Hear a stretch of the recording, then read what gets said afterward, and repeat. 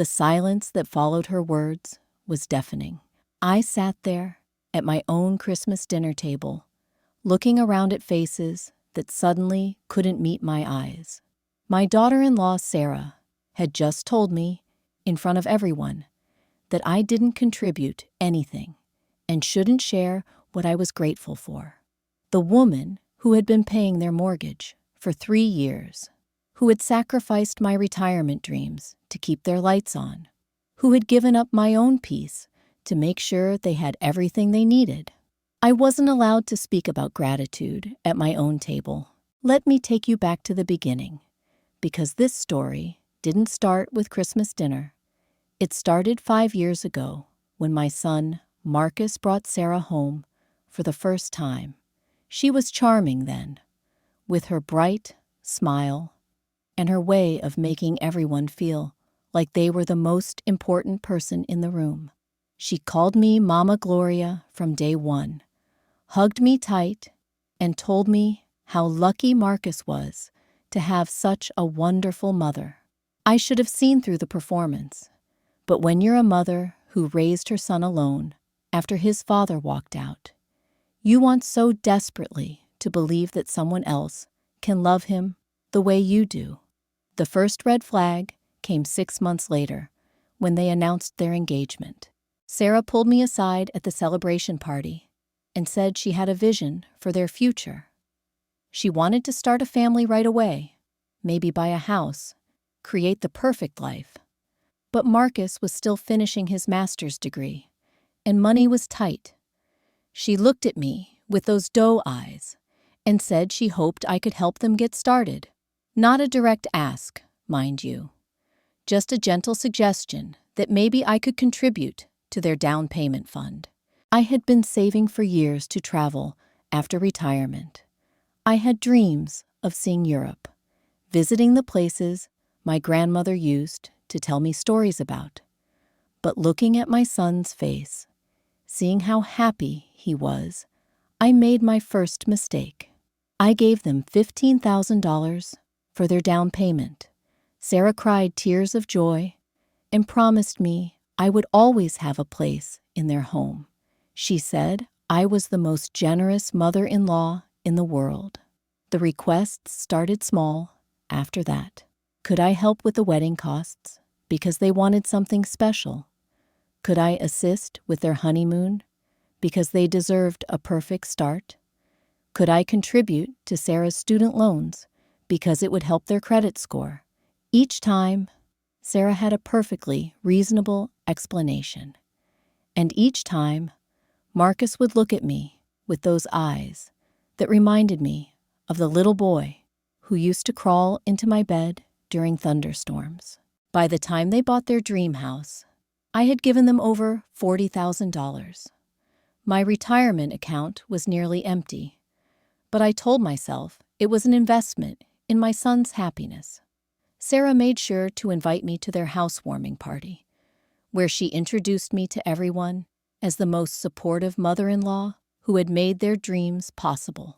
I felt proud that day, like I had done something meaningful with my life's work.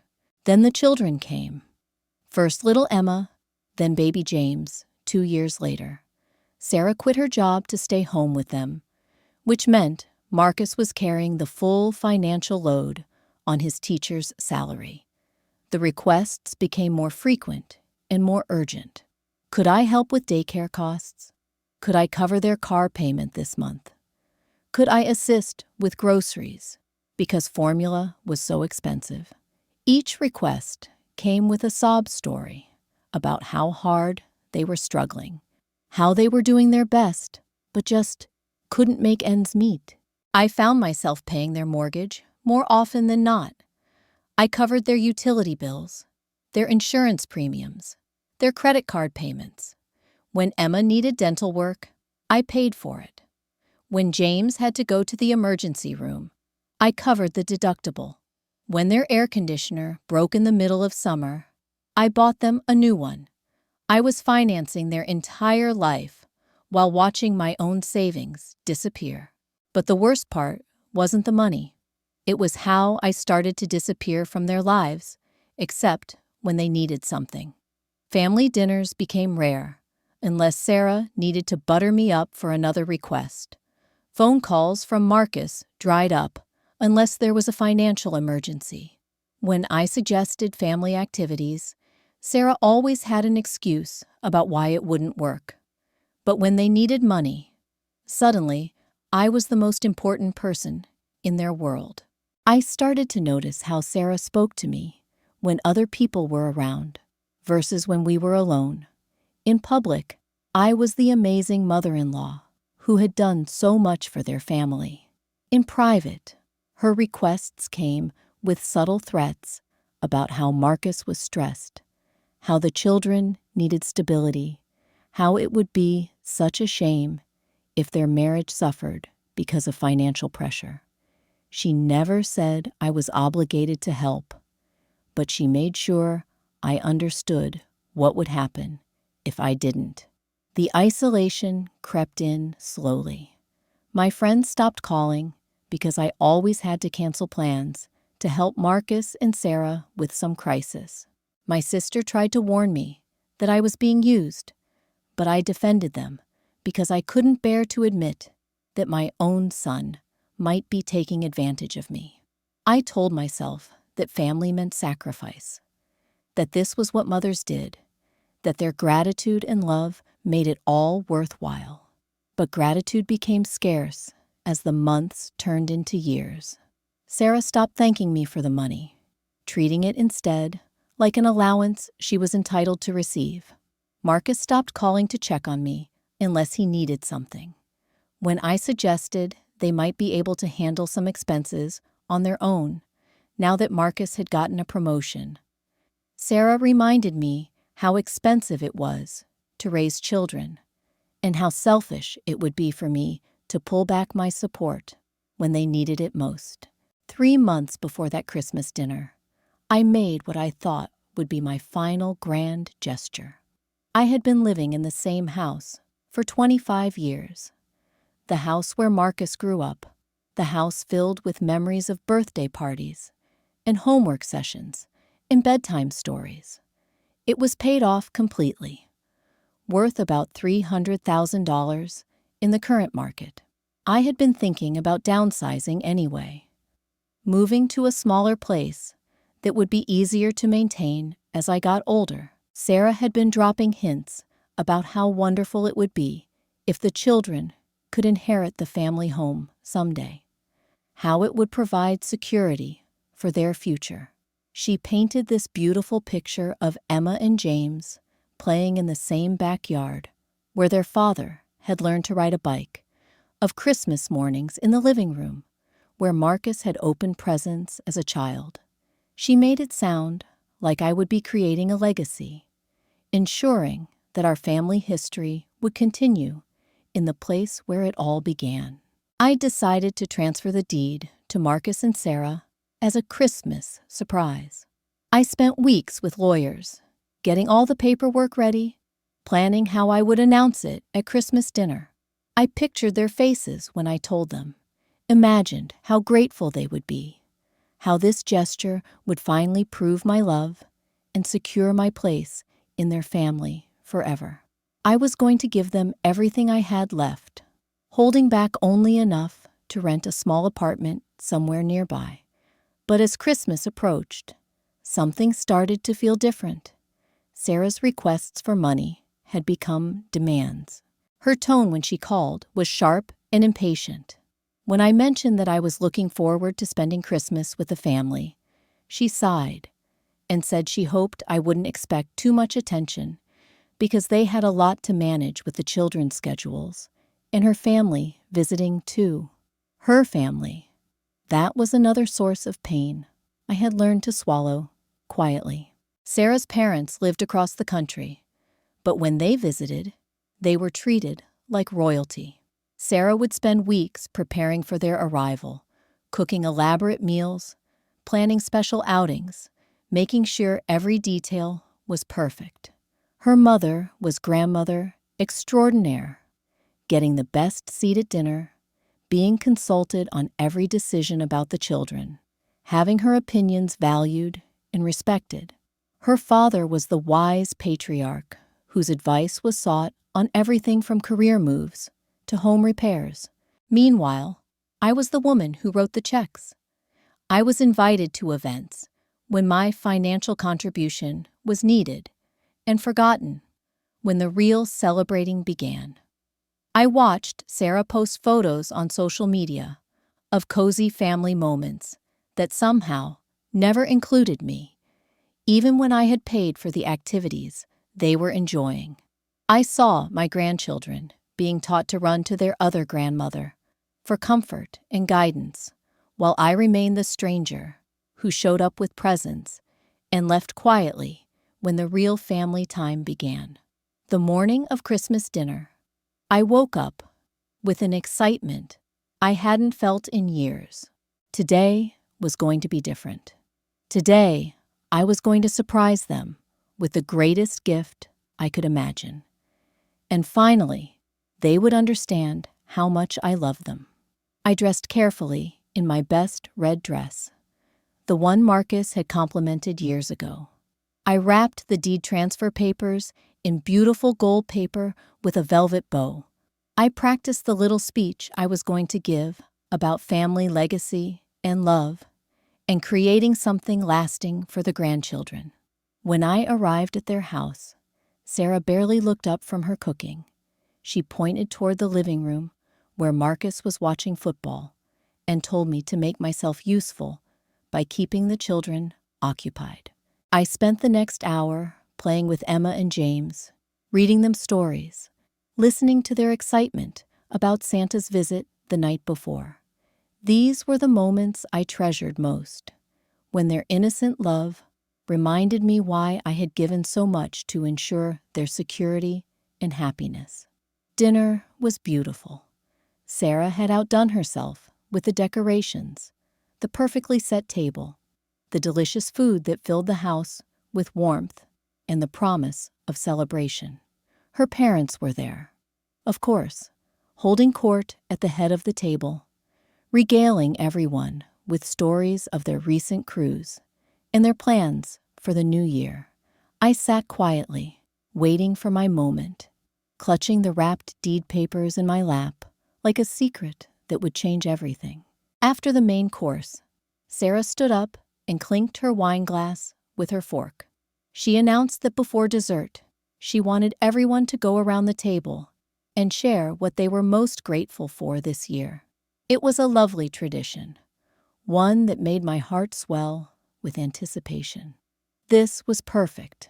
This was exactly the right moment to present my gift and share my gratitude for being part of this wonderful family. Sarah's father went first, talking about his health and his successful retirement investments. Her mother shared her joy about the grandchildren and their recent achievements in school. Marcus spoke about his promotion at work and his pride in providing for his family. Sarah beamed as she talked about her beautiful children and her loving husband and the security of their wonderful life together. Then, Sarah looked around the table, and her eyes settled on me. The moment I had been waiting for had finally arrived. "Gloria," she said, with that sweet smile she reserved for public moments, "why don't you share what you're grateful for this year?" I felt my heart lift as I prepared to speak, to share not just my gratitude, but my incredible surprise. I cleared my throat and began, well, I'm grateful for this beautiful family, for my health, and for being able to support the people I love. Actually, I have something very special I want to share with everyone today about how grateful I am to be part of this family. But before I could reach for the wrapped papers in my lap, Sarah's expression changed. Her smile faltered, and she held up her hand like she was stopping traffic. "Actually, Gloria," she said, her voice carrying that edge I had learned to recognize, "let's skip you for now. You never really contribute anything meaningful to these conversations anyway." The words hit me like a physical blow. The room fell silent, except for the soft Christmas music playing in the background. I looked around the table, waiting for someone to object, to defend me, to say something about how inappropriate her comment was. Marcus was staring at his plate, his jaw clenched, but his mouth firmly shut. Sarah's parents looked uncomfortable, but said nothing. Even the children seemed to sense the tension, their chatter dying away as they looked between the adults with confused expressions. I mean, Sarah continued, apparently deciding to elaborate on her cruelty, we all work so hard to make these family moments special, and you just sort of exist here. It would be better if we heard from people who actually contribute to this family's success and happiness. I sat there for what felt like an eternity, the wrapped deed papers heavy in my lap, my heart pounding so hard I was sure everyone could hear it. This was the woman I had given everything to, the woman whose children I had helped raise, whose dreams I had funded with my own retirement money. This was my reward for 3 years of mortgage payments, for countless emergency loans, for sacrificing every single thing I had wanted for myself. The beautiful speech I had planned about family legacy crumbled in my throat. The excitement I had felt about surprising them with the deed transfer turned to ash in my mouth. I looked at my son, the little boy I had raised alone, through every skinned knee and broken heart, waiting for him to say something, anything, to defend the mother who had given him everything. Marcus finally looked up, and for a moment, I thought he might speak. But instead, he just shrugged slightly and said, Sarah's just saying maybe we should keep things moving along. You know how the kids get restless. That was it. That was all the defense I was going to get from the man I had sacrificed everything for. Not a word about how his wife had just humiliated me at my own family's Christmas dinner. Not a reminder that I was his mother and deserved basic respect. Just an agreement that I should be silenced so the evening could proceed more smoothly. I stood up slowly, my legs shaking, but my resolve crystallizing with each passing second. The wrapped deed papers slipped from my lap onto the floor with a soft thud that seemed to echo in the silent room. I looked down at them for a moment, thinking about what they represented. $300,000 worth of generosity that would have secured their future while leaving me with almost nothing.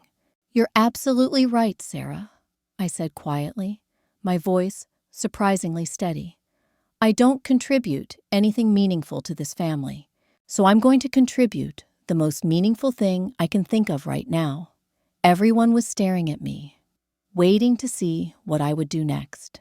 I could see Sarah's confident smirk, like she had successfully put me in my place and could now continue her perfect Christmas dinner without my bothersome presence. I could see Marcus looking nervous, probably worried that I might make a scene and embarrass him in front of his in-laws. I'm going to contribute peace, I continued, by removing myself from situations where I'm clearly not wanted or valued.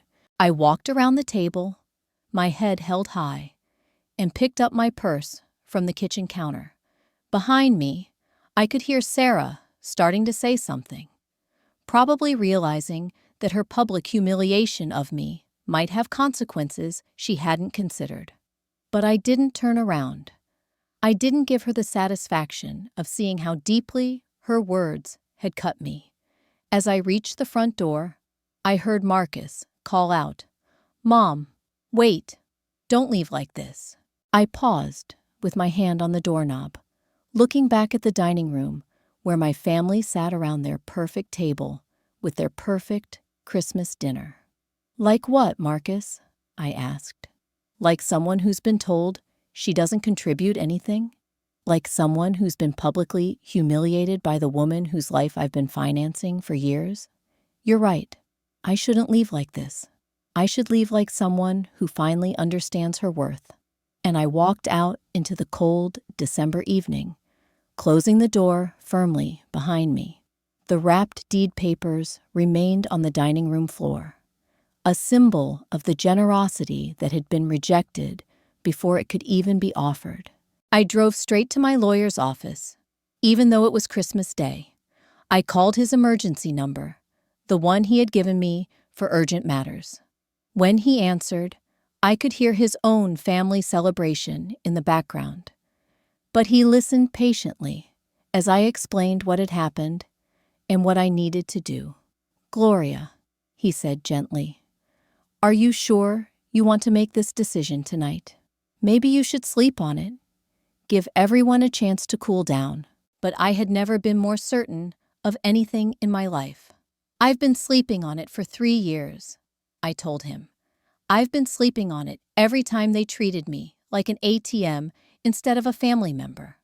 I've been sleeping on it every time my financial contributions were taken for granted while I was excluded from the emotional rewards of being part of this family. I'm done sleeping on it." He met me at his office that evening, and we spent 2 hours undoing what had taken weeks to prepare. The deed transfer was canceled.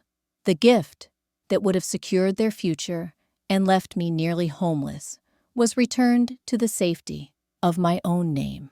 For the first time in years, I went to bed on Christmas night feeling like I owned something that truly belonged to me. The calls started 3 days later. First Marcus, then Sarah, both wanting to know why I wasn't answering my phone. They left messages that started apologetic and grew increasingly frantic as I continued to ignore them. By New Year's Eve, Sarah was calling from different numbers, trying to trick me into answering. I finally picked up on January 2nd, when Marcus called from his work phone. His voice was tight with stress as he asked where I had been and why I hadn't returned their calls. I let him talk for a few minutes about how worried they had been, how Sarah felt terrible about what had happened, how they wanted to make things right. "We're all family here," he said, using the same tone he had used as a child when he wanted to get out of trouble. "Family forgives each other and moves on. You know, Sarah didn't mean anything by what she said. She was just stressed with all the cooking and the preparations."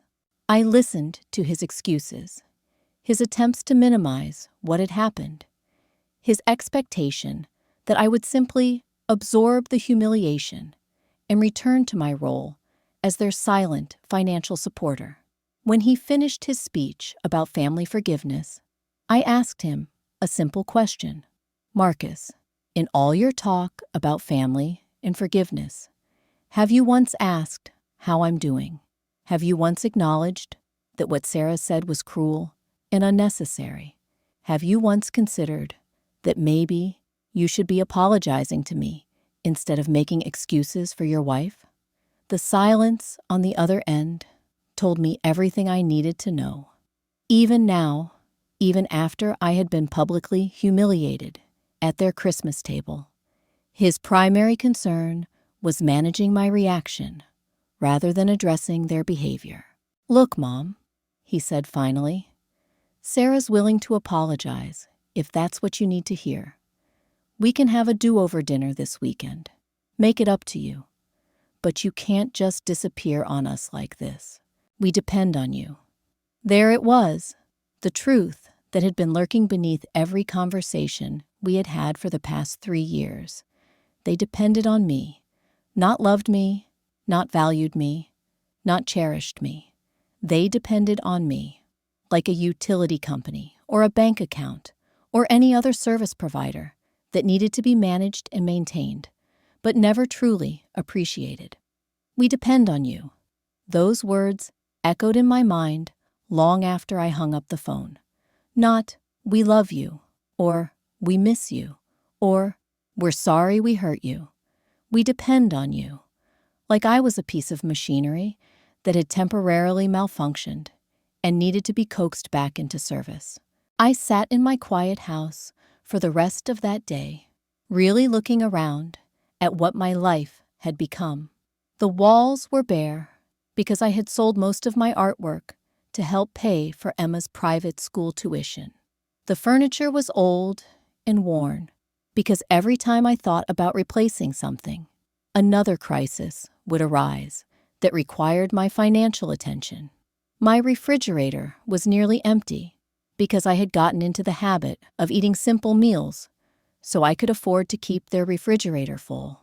When had I become so small in my own life? When had I started believing that my only value was in what I could provide rather than who I was as a person? The next morning, I did something I hadn't done in 3 years. I made myself a proper breakfast. Not toast grabbed on the run before rushing to solve someone else's emergency, but real eggs and bacon and fresh coffee in my favorite mug. I sat at my kitchen table and ate slowly, tasting each bite, remembering what it felt like to nourish myself instead of always giving that nourishment away. Then, I called my sister Janet in Atlanta. We hadn't spoken properly in months because I had been too embarrassed to admit what my life had become, too proud to acknowledge that she had been right when she warned me about Marcus and Sarah's behavior patterns. "Gloria," Janet's voice was surprised, but warm. "Girl, where have you been? I've been worried sick about you." I told her everything. The years of financial support, the Christmas dinner humiliation, the canceled deed transfer. I talked for over an hour, and Janet listened without judgment, occasionally making those small sounds of understanding that let me know she was truly hearing every word. When I finished, there was a long pause before she spoke. "Gloria, honey, you know what this reminds me of? Remember when we were kids and Mama would tell us about great Aunt Bessie, how she spent her whole life taking care of everybody else's children while her own family treated her like the help?" I remembered. Aunt Bessie had been the family caretaker, the one everyone turned to when they needed money or babysitting or someone to clean up their messes. She had died alone in a nursing home, while the people she had supported for decades argued over her small estate. "You're not Aunt Bessie, Gloria," Janet continued. "You still have time to choose a different ending to your story." That afternoon, I made another call I had been putting off for years. I contacted a financial advisor, someone who could help me understand exactly where I stood after 3 years of supporting Marcus and Sarah's lifestyle. The numbers were worse than I had thought. I had given them over $70,000 in direct payments, plus the mortgage assistance, plus countless smaller contributions that I had never bothered to track. My retirement savings were nearly depleted. My Social Security wouldn't be enough to maintain my current lifestyle. If I had transferred the house deed as planned, I would have been left with almost nothing to live on for the rest of my life. The financial advisor looked at my records with barely concealed dismay. "Mrs. Johnson," he said carefully, "at your age, this level of financial depletion is extremely concerning. You need to focus on rebuilding your own security now, not continuing to support adult children who should be managing their own finances." It was the first time in years that someone had spoken to me about my needs, my future, my well-being as the priority. The relief of having someone acknowledge that I mattered too was almost overwhelming. But the calls from Marcus and Sarah continued, growing more desperate as January turned into February, and I maintained my distance. Sarah started leaving voicemail messages that began with apologies and ended with subtle threats about how my absence was affecting the children. Marcus would call late at night, his voice thick with what sounded like tears, talking about how confused Emma and James were about why Grandma Gloria had disappeared. The manipulation was so familiar, so practiced, that I wondered how I had ever fallen for it. They weren't concerned about the children's emotional well-being when they excluded me from family activities. They hadn't worried about my feelings when they treated me like hired help at their Christmas table. But now that my financial support had dried up, suddenly, my relationship with the grandchildren was precious and irreplaceable. By March, their mortgage payment was late. I knew because Sarah called me in tears, explaining that Marcus had been counting on a bonus that didn't come through, that they were just short this one time, that it would never happen again if I could just help them out of this temporary situation. I listened to her sob story with a detachment that surprised me.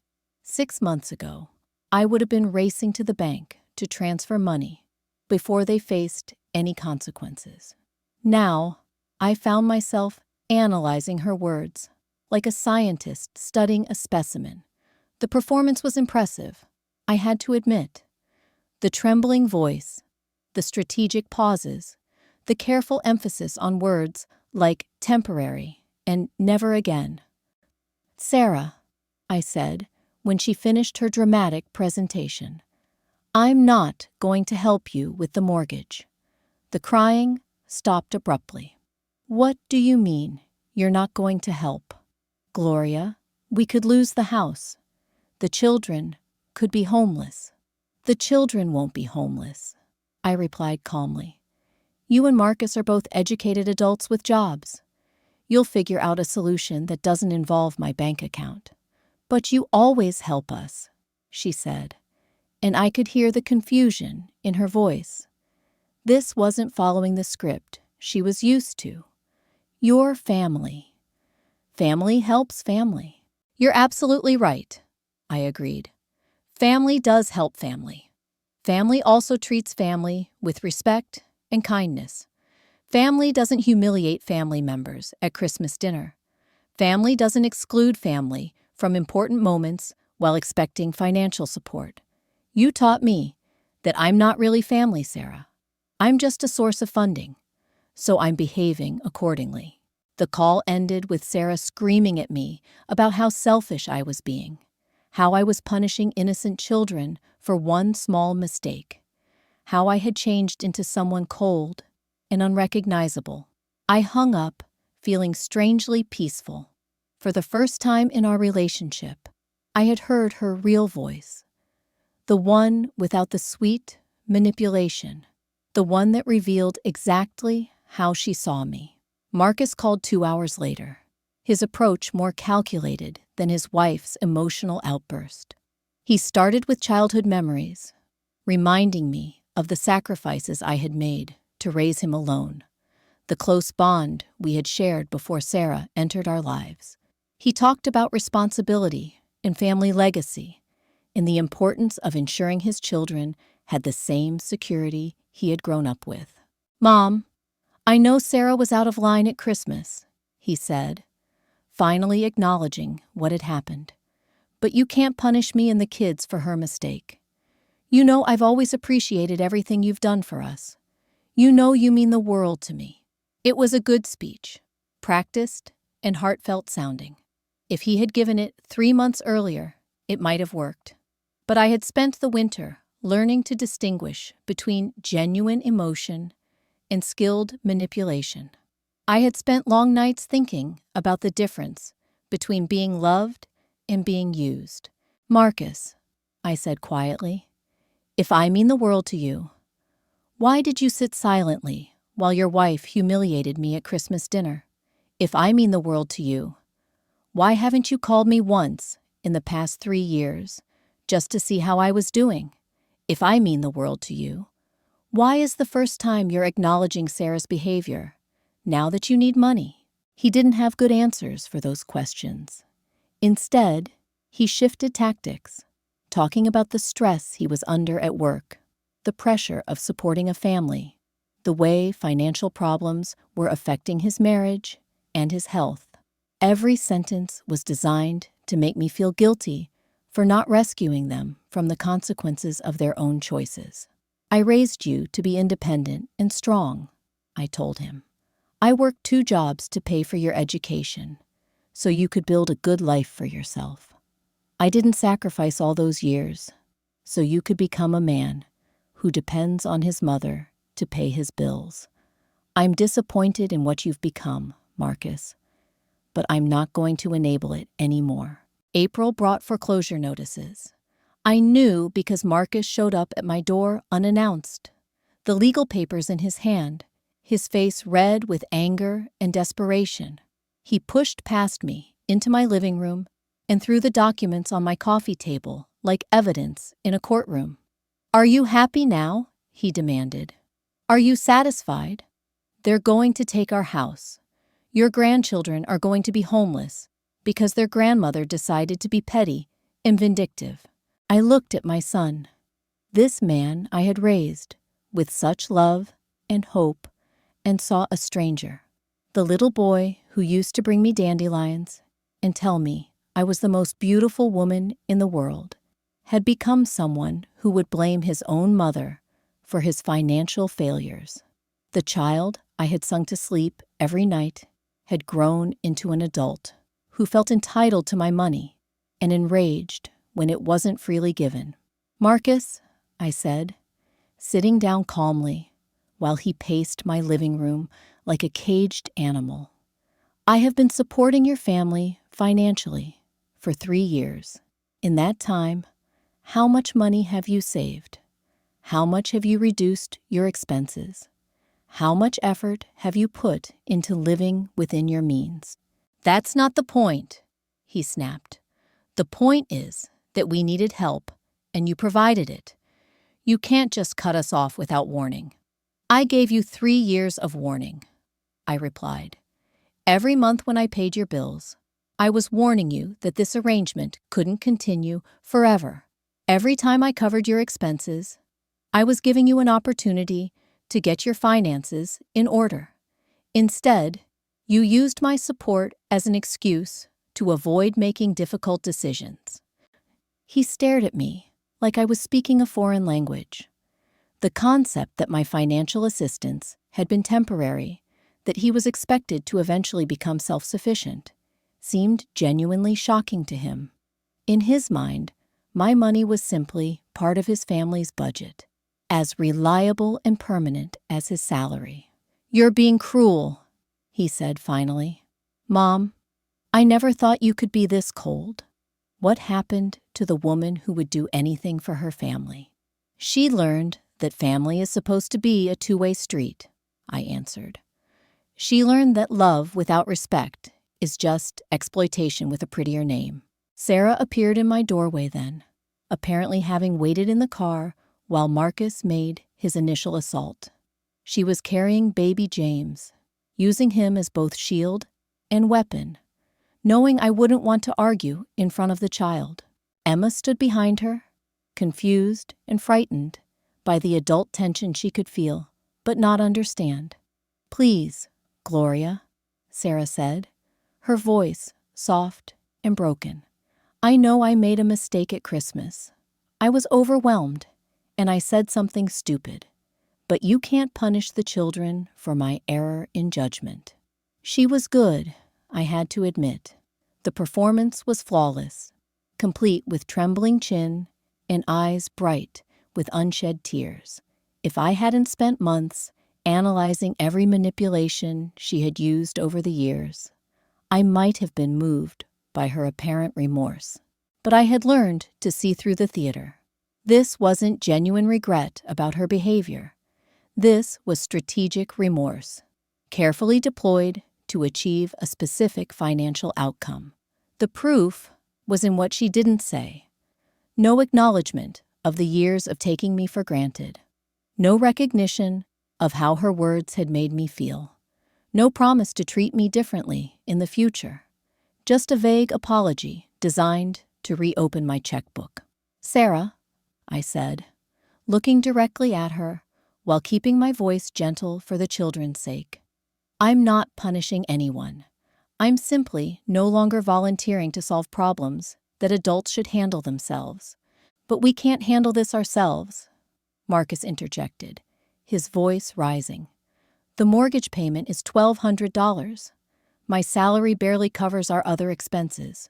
We need help." "Then get a second job," I suggested calmly. "Or Sarah could go back to work, or you could downsize to a home you can actually afford. There are solutions to your problem, Marcus. I'm just not one of them anymore. The conversation continued for another hour, cycling through every manipulation technique they had perfected over the years. Guilt about the children's future, reminders of family obligation, threats about cutting me off from the grandchildren, promises of changed behavior if I would just help them through this crisis, tears and anger and desperate pleas that would have moved me to action just months before. But I sat through it all with a strange sense of detachment, like I was watching a play I had seen too many times before. The actors were skilled, their performances convincing, but I knew how the story ended. If I gave them money now, we would be back in this same room, having this same conversation in 6 months or a year. The only difference would be that I would be even more financially depleted, and they would be even more entitled to my support. When they finally left, taking their foreclosure papers and their wounded dignity with them, I sat alone in my quiet living room and felt something I hadn't experienced in years. Relief.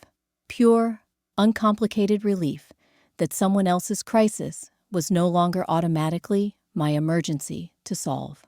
That night, I called Janet again and told her about the confrontation. She listened without interruption, then said something that stopped me cold. "Gloria, you know what this means, don't you? You're free.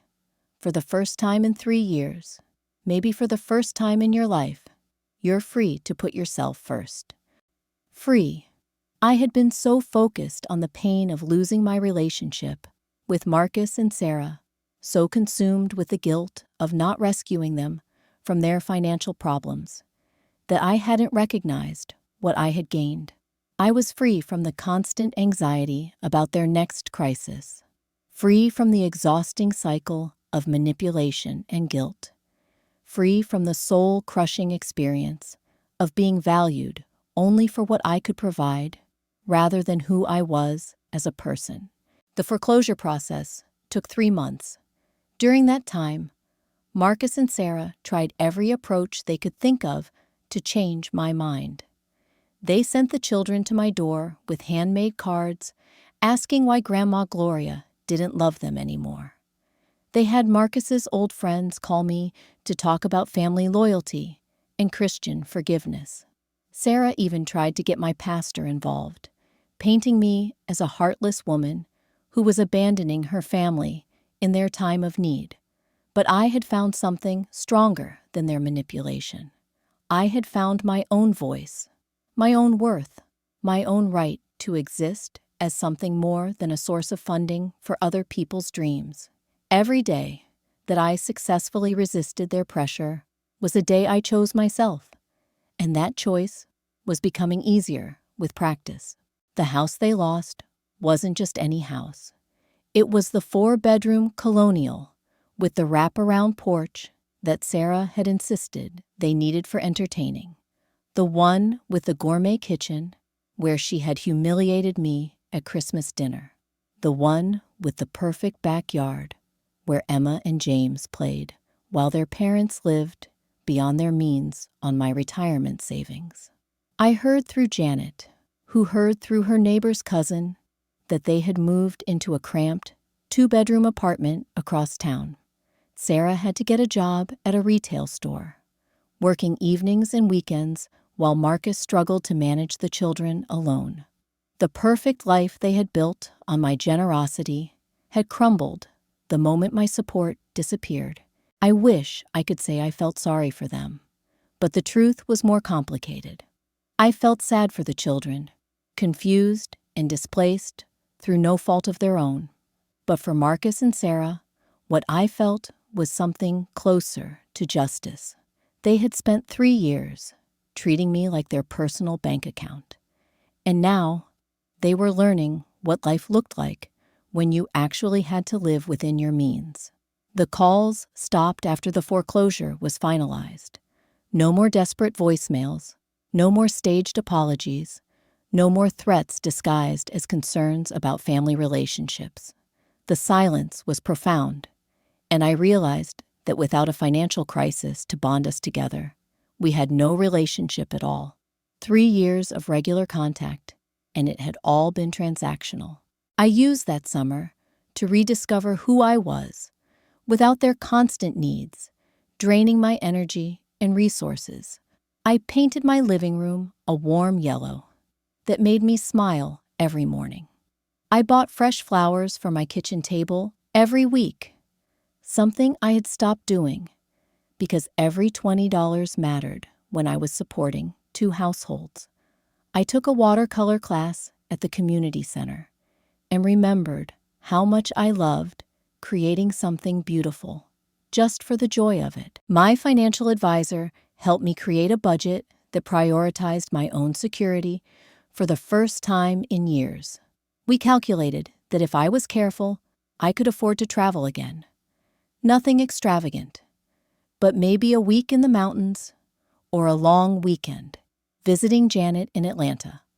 The freedom to spend my money on my own happiness felt revolutionary after years of automatic transfers to cover other people's mistakes. In August, I ran into Sarah at the grocery store. I was selecting peaches in the produce section when I heard a familiar voice behind me, sharp with frustration. She was arguing with Emma about whether they could afford the name-brand cereal the child wanted, her tone harsher than I remembered from the days when money was no object, because I was paying for everything. She looked tired. Her hair needed touching up, and she was wearing a store uniform that suggested she was shopping on her break from work. Emma looked smaller somehow, her clothes clean, but clearly from discount stores, rather than the boutique brands Sarah had preferred when I was funding their lifestyle. Our eyes met across the produce display, and for a moment, neither of us spoke. I could see her calculating, trying to decide whether to approach me or pretend she hadn't noticed me. The woman who had once commanded every conversation, who had orchestrated my humiliation with such confidence, now looked uncertain and worn down. "Gloria," she said finally, her voice tentative. "How are you?" "I'm well, Sarah. You look busy." I kept my tone neutral, polite, but distant. There was no point in being cruel, but I also had no intention of pretending we were friends. "Yeah, work keeps me running." She attempted a smile that didn't quite reach her eyes. "Listen, I know things got complicated between us, but I've been thinking maybe we could talk sometime. Clear the air. The kids ask about you sometimes." There it was. Even now, even after everything, she was still working an angle. The mention of the children was calculated, designed to tug at my heartstrings and create an opening for reconciliation. But reconciliation, in Sarah's mind, would inevitably lead back to financial requests. She wasn't interested in clearing the air for the sake of family harmony. She was interested in clearing the air so she could access my bank account again. "I'm sure they do," I replied calmly. "Children adapt to new situations better than adults usually expect them to."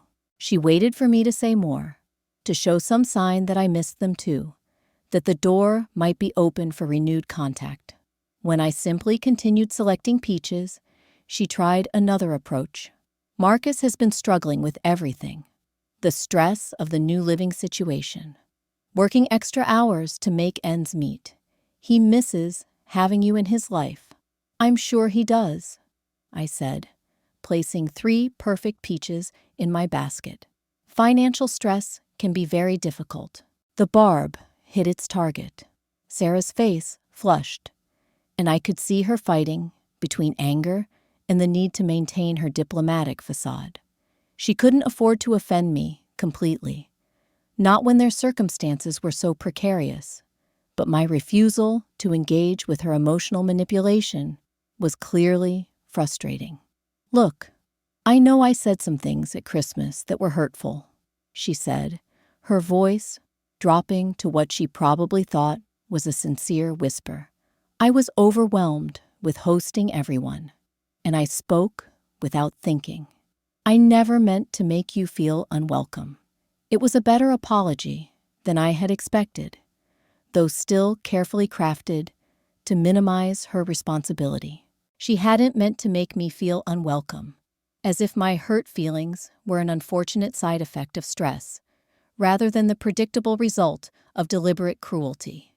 She was sorry for the impact, not the intent. I appreciate you saying that, Sarah. I moved toward the checkout lanes, signaling that our conversation was ending. I hope things work out for your family. Wait. She followed me, Emma trailing behind with obvious discomfort. Maybe we could have coffee sometime. Talk about how to move forward? I know the kids would love to see you. There it was again. The children as bargaining chips, their supposed emotional needs deployed as weapons in her campaign to reestablish contact. But I had learned to see through these tactics, to recognize the difference between genuine concern and strategic manipulation. Sarah, I've moved forward, I said gently but firmly. I wish you and Marcus the best, but I'm not interested in revisiting the past. I walked away then, leaving her standing in the produce section with her mouth slightly open, apparently shocked that her overture had been so definitively rejected. As I loaded my groceries into my car, I caught a glimpse of her through the store windows, talking rapidly on her phone, probably calling Marcus to report on our encounter, to strategize about their next approach. But there wouldn't be a next approach, at least not from me. I had said everything I needed to say, and more importantly, I had heard everything I needed to hear. Her apology had been conditional, her remorse tactical, her interest in reconciliation purely financial. Nothing had changed except their circumstances, and even desperation hadn't taught them to value me as anything more than a resource to be exploited. September brought a surprise that tested my resolve in ways I hadn't expected. Emma started kindergarten at the elementary school near their new apartment, and apparently, my name had come up during a conversation about family trees. The teacher, Mrs. Henderson, was someone I knew from church, and she called me one evening with concern in her voice. "Gloria, I hope you don't mind me reaching out," she said, "but Emma mentioned that she has a grandmother she doesn't see anymore, and she seemed confused about why. I know it's not my place to get involved in family matters, but the child clearly misses you." My heart clenched at the thought of Emma, innocent and bewildered, trying to understand why the grandmother who had been part of her life had suddenly disappeared. Children don't understand adult conflicts, don't grasp the complexities of financial exploitation and emotional manipulation. To Emma, I was simply Grandma Gloria, who used to visit and now didn't. "I appreciate your concern, Mrs. Henderson," I said carefully. "Family situations can be complicated. Of course, I understand. But if there's any way to maintain a relationship with the child without getting involved in whatever issues exist with the parents, it might be worth considering. She's such a sweet little girl, and she talks about you with real affection." After we hung up, I sat in my kitchen, struggling with emotions I thought I had resolved. Missing the grandchildren had been the hardest part of establishing boundaries with Marcus and Sarah. Emma's first steps, James's first words, the bedtime stories, and Saturday morning cartoons, all of that had been collateral damage in my decision to protect myself from financial abuse. But Mrs. Henderson's call reminded me that children were also victims in this situation.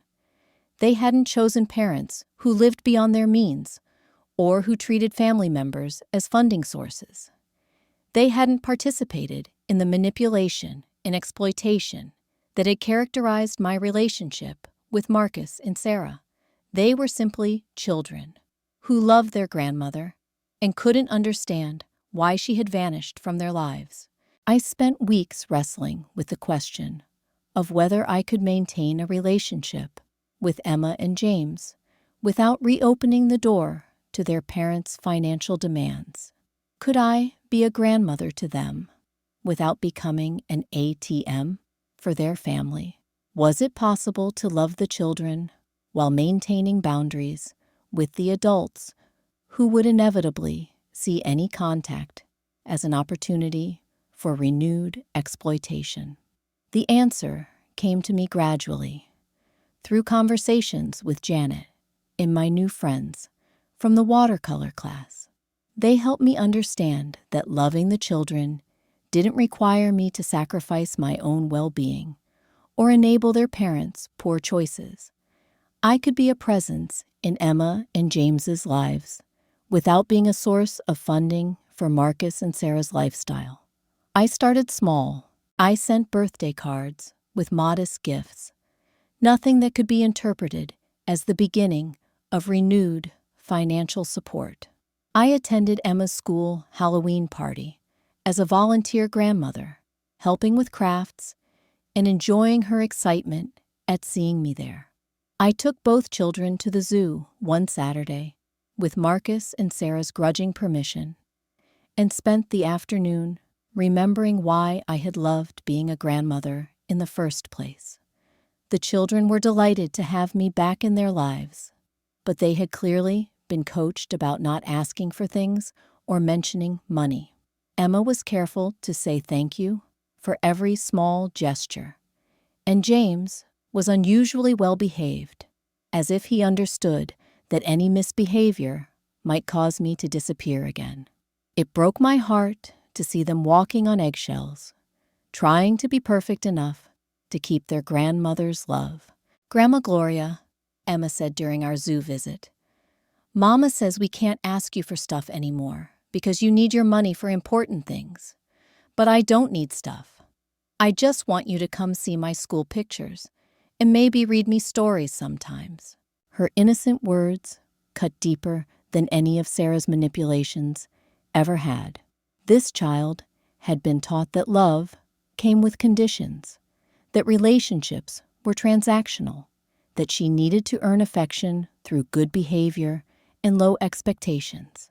At 5 years old, she had already learned to suppress her needs to avoid abandonment. I knelt down to her level and looked directly into her eyes. "Emma, sweetheart, I love you and James because you're my grandchildren. That love doesn't depend on money or stuff or being perfect. Grandma Gloria will always love you, no matter what."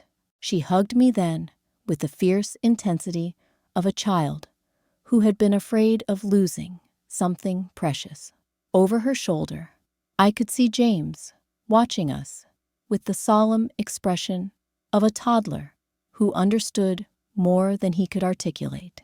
These children had been caught in the middle of an adult conflict that had nothing to do with them, and they were paying the price for their parents' choices. That night, I called Marcus for the first time since the foreclosure. He answered on the first ring, his voice wary but hopeful. "Mom, is everything okay?" "I called to talk about the children," I said, without preamble. "I want to maintain a relationship with Emma and James, but I need you to understand that this doesn't change anything between us. I'm not returning to the role of family bank, and I won't tolerate any attempts to use the children as leverage for financial requests." There was a long pause before he responded. "Mom, we would never use the kids that way." "You already have, Marcus." Sarah mentioned them specifically when she was trying to convince me to pay your mortgage. Mrs. Henderson from Emma's school called because the child is confused about why her grandmother disappeared. Don't pretend that involving the children in adult conflicts is beneath you. Okay, you're right. That was wrong. But can we find a way to make this work? The kids do miss you, and honestly, So do I."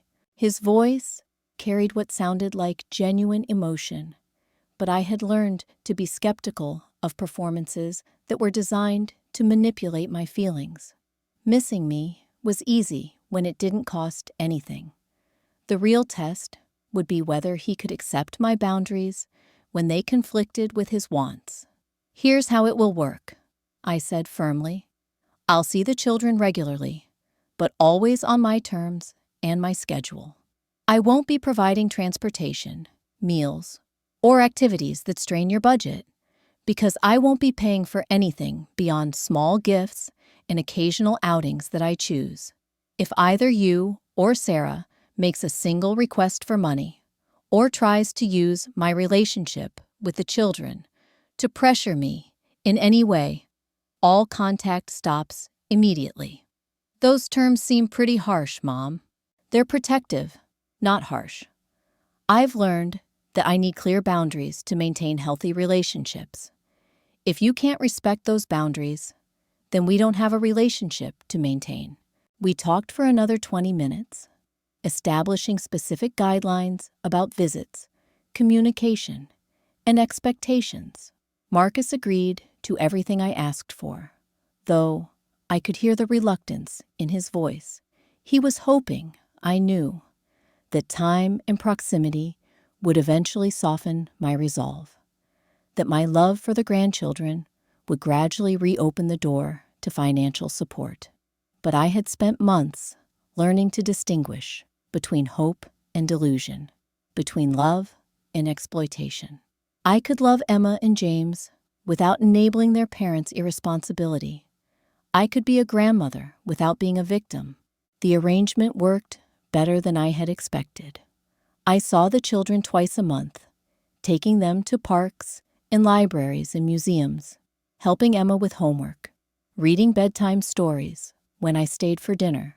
Marcus and Sarah were polite, but distant during these visits, walking on eggshells to avoid saying anything that might violate our agreement. I could see the strain in their faces, the constant calculation of what they could and couldn't say. They were living paycheck to paycheck, struggling with expenses that had once been my responsibility, learning to make difficult choices about what they could and couldn't afford. Sarah had taken a second job, cleaning offices in the evenings, and Marcus was tutoring students after school to bring in extra income. The perfect life they had built on my generosity was gone, replaced by the reality of working-class struggle that most families their age faced. They were learning what I had known as a single mother raising Marcus, that financial security required sacrifice, that wants and needs were different things, that adults were responsible for solving their own problems. I felt no satisfaction in their difficulties, but I also felt no obligation to rescue them. They were capable people who had chosen to live beyond their means because someone else was paying the bills. Now that the subsidy was gone, they were adapting, finding ways to make their reduced circumstances work. It was what I should have forced them to do years earlier, instead of enabling their financial irresponsibility out of misguided love. Christmas approached again, and with it came the first real test of our new arrangement. Emma asked if I would be coming to Christmas dinner, her voice carefully neutral, as if she had been coached not to sound too hopeful. I could see Marcus and Sarah listening intently from the kitchen, wondering if the holiday might provide an opportunity to reset our relationship. "I don't think so, sweetheart," I told Emma gently. "But maybe we could have our own special Christmas celebration, just the three of us. Would you like that?" Her face lit up with genuine excitement. "Could we make cookies and watch Christmas movies? And maybe you could tell us stories about when Daddy was little?" "All of that sounds perfect," I said, smiling at her enthusiasm. "We'll have our own Christmas tradition." I could see Sarah's face fall as she realized that I wouldn't be joining their family celebration, that there would be no opportunity for reconciliation or renewed financial discussions. But I had learned that my presence at their table came with a price I was no longer willing to pay. Better to create new traditions with the children than to return to situations where my value was measured in dollars rather than love. On December 23rd, Emma and James came to my house for our Christmas celebration. We baked sugar cookies and decorated them with rainbow sprinkles. We watched classic Christmas movies and drank hot chocolate with marshmallows. I told them stories about their father as a child, about the Christmas when he was 7, and stayed up all night convinced he could catch Santa in the act. As I tucked Emma and James into their beds that night, after our perfect Christmas celebration, I realized something profound had shifted inside me. The woman who had walked out of that Christmas dinner a year ago, clutching worthless deed papers in a wounded heart, had been replaced by someone who understood her true value.